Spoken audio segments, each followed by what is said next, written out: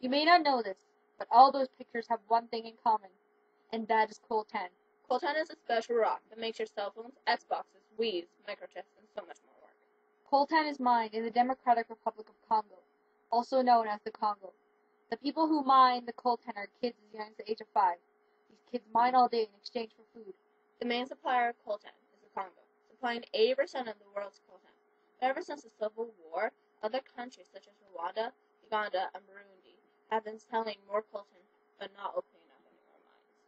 It is believed that Rwanda, Uganda, and Burundi have been illegally transporting the coltan from the Congo to their country.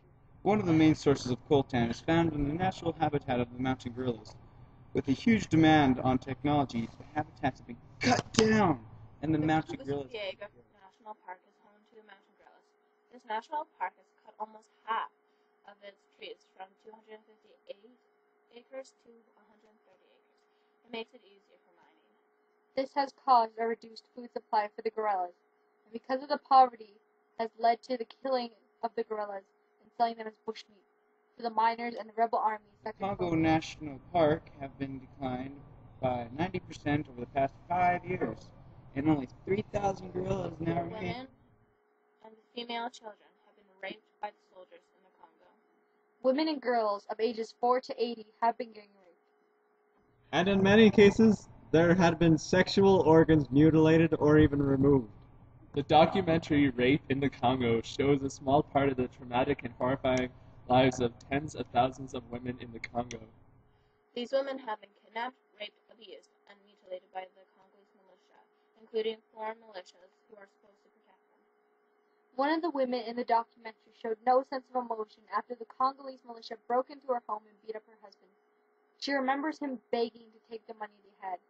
She was gang raped in front of him while the militia forced him to watch. She remembers the horror of the militia forcing her to watch as they chopped her husband into pieces.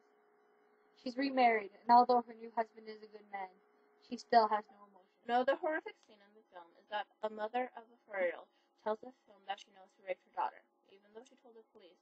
In a related case, a reporter by the name of Eve Ensler added more light to the experiences in Congo. She met an 8-year-old at the Panzi hospital who had her internal reproductive organs damaged and removed. She was abducted, and after seeing her mother raped and her father murdered, she was gang raped by the soldiers for 2 weeks straight. And also the muscle that controls her bladder had been destroyed, so this child can no longer control her bladder. About 31,000 children have been demobilized from Congo's battlefield since 1999, but at least 8,000 are still being used as combatants, porters, and sex slaves. Easy to train and even easier to hide. These children are too young to vote, but old enough to carry a gun. Augusta was taken when he was just 13 years old and forced to make a choice between For the militia or girls, death. many end up as soldiers' wives or sex slaves, some as young as 10. Ethnic diversity and incredible potential wealth are two of the main driving forces behind the phenomenon of child soldiers. With more than 200 ethnic groups, communities defend themselves by sending every available son to battle.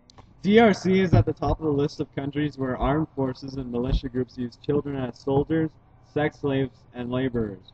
There may be as many as 30,000 Congolese children fighting or living with armed forces or militia groups, and it's estimated that 30 to 40% of them are girls. Children are forced into service and many are left with no choice but to join the militia, which may offer some protection and provision. There was also evidence, the charity said, that militias were targeting schools to boost their numbers, as clashes between government soldiers and rebels forced 800,000 people to flee their homes in the region, contributing to a major humanitarian emergency as people were left without access to clean water or health care. The situation for children in the Eastern Democratic Republic of Congo is catastrophic. Fighters from all sides are using children as frontline fodder, raping young girls and attacking houses. The next time your cell phone rings and you bring it up to your ear, listen closely. Maybe you'll be able to hear the muted screams of women, the girls being raped by greed, crazy, frightened men, and